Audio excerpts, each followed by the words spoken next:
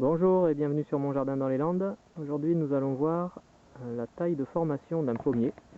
Alors ça c'est un pommier que j'avais greffé maintenant il y a 2 ans il me semble. Alors c'est simple, je l'avais identifié comme toujours, ça avait été greffé voilà en février 2016.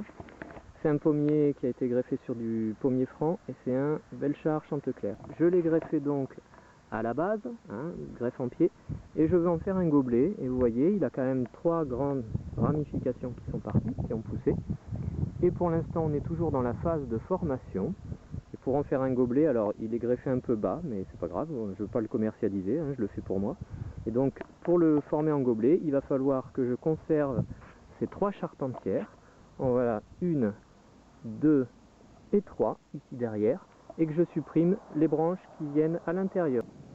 Alors il n'est pas question ici de faire une taille de fructification, une floraison. On est pour l'instant dans les 2-3 premières années, voire 4 premières années de la pousse de notre plante, de notre arbre. Donc pour l'instant c'est de la taille de formation. Et donc on forme en choisissant les principales ramifications. Et donc ici pour tailler, c'est pas compliqué. Vous voyez, il y a des branches qui vont à l'intérieur. Ici, tout ça, il faut le supprimer. Bien entendu, pour tailler, le sécateur doit être propre et affûté. Et on le tourne du bon côté. C'est-à-dire que je vais laisser la partie coupante de la lame sur la partie de branche qui reste sur la plante. Donc dans ce sens, comme ça. Et là, je fais une coupe nette et franche et propre, de façon à ce que la coupe cicatrise bien. Voilà. Et partout, je recommence tout ce qui va à l'intérieur. Alors bien entendu, il faut se tourner de façon à avoir la main comme il faut. Alors je ne vais pas couper trop près ici puisque ça ferait une trop grosse partie, vous voyez un bourrelet ici, et une trop grosse partie à cicatriser, donc je vais tailler juste au dessus et comme ça, hop, ça va bien cicatriser. Alors ici j'ai un souci, c'est que sur ce démarrage de branche ici, sur cette charpentière là, j'ai 3 autres départs, donc ce que je vais faire, je vais les conserver mais je vais les couper aux 2/3, et donc par exemple pour cette branche là, vous voyez, pour celle-ci, je vais regarder où j'ai un bourgeon ici à l'extérieur par exemple. Et là, même ici j'ai un bourgeon à l'extérieur, je vais même couper, et ici, comme ça, à l'opposé du bourgeon.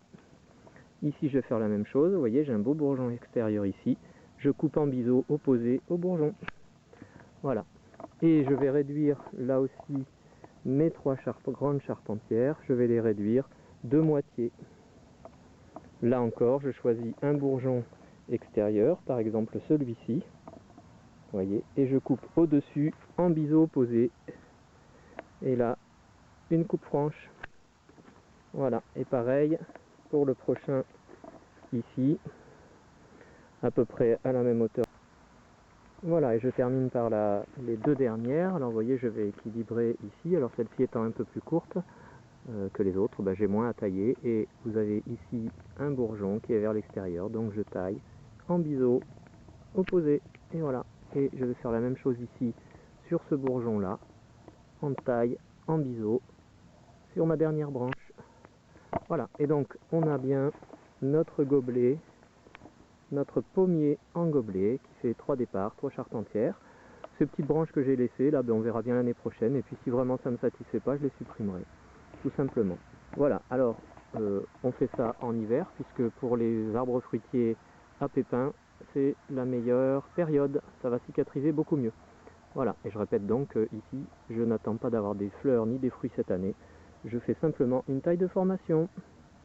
Voilà, je vous remercie d'avoir écouté et regardé, et à bientôt sur monjardindanslelandes.eclablog.com. Au revoir.